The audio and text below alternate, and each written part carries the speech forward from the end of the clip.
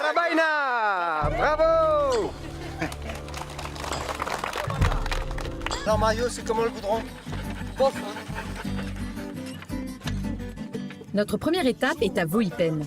Après 140 km de goudron dans les pattes, nous ne sommes pas fâchés d'arriver.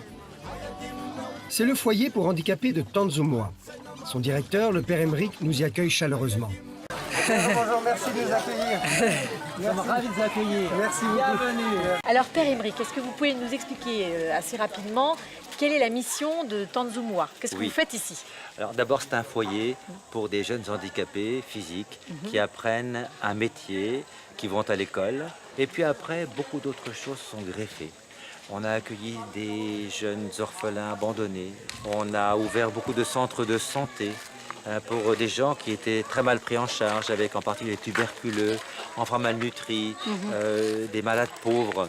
On a aussi des écoles dans des villages de parias, 2 écoles. On a des cas de figure tellement différents. Et ça fait beaucoup de monde quand même. Ça fait beaucoup de monde.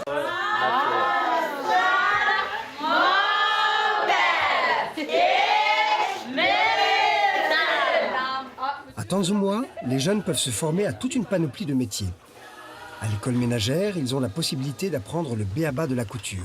Mais le foyer possède aussi un atelier de menuiserie pour ceux qui peuvent se tenir debout. Pour les jeunes qui doivent rester assis, une école d'informatique et de bureautique les prépare à devenir employés de bureau. Le foyer possède aussi sa propre salle de rééducation. Ici, la rééducation est vécue comme un moment de détente et de loisir. Comme un sport.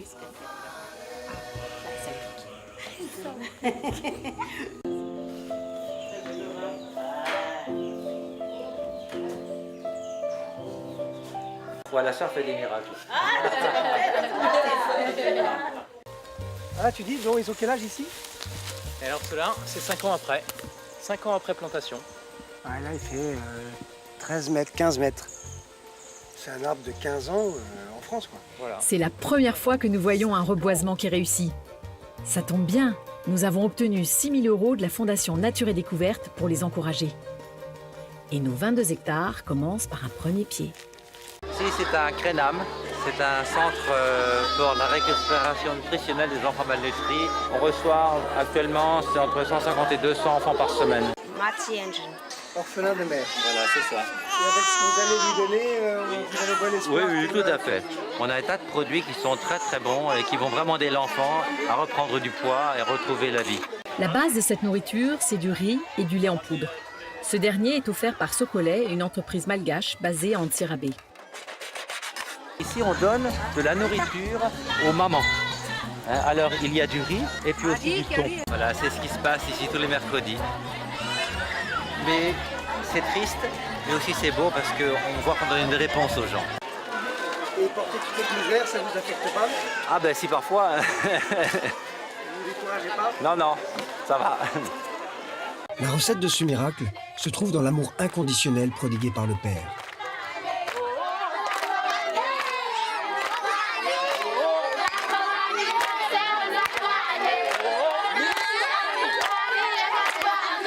Dès les premiers tours de roue, c'est toute la mission qui nous emboîte le pas.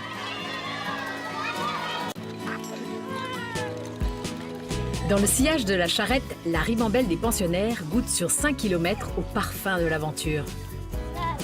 À partir de Manakar, nous quittons le goudron car nous voulons passer par les plages et longer la côte est vers le nord. On nous dit que c'est impossible à cause des fleuves à traverser, mais quand on a vu les miracles de Tanzumwa, on se dit qu'on va pouvoir rouler sur l'eau.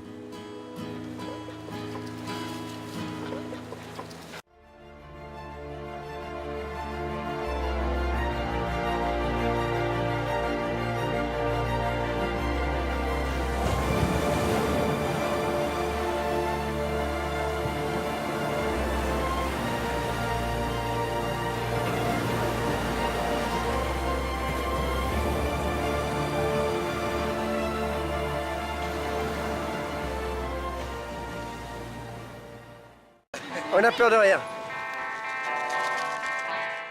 Nous inventons l'itinéraire entre la plage et le rivage en slalomant entre les fils à eau et les badamiers. Nous nous frayons un passage.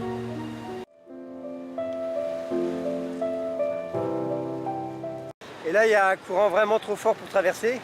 Donc on va essayer de remonter un peu en amont pour trouver une zone plus calme pour contourner l'obstacle, faire flotter la charrette. 8 bidons de 20 litres, plus 5 chambres à air. Au pif, ça devrait suffire. Le moment de vérité approche. Va-t-elle flotter? On n'a pas le choix. Faut se jeter à l'eau.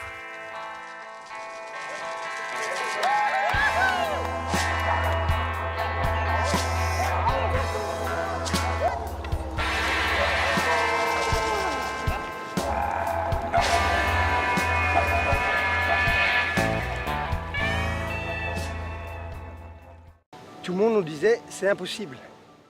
L'aventure, c'est surtout ne pas savoir et y aller malgré tout.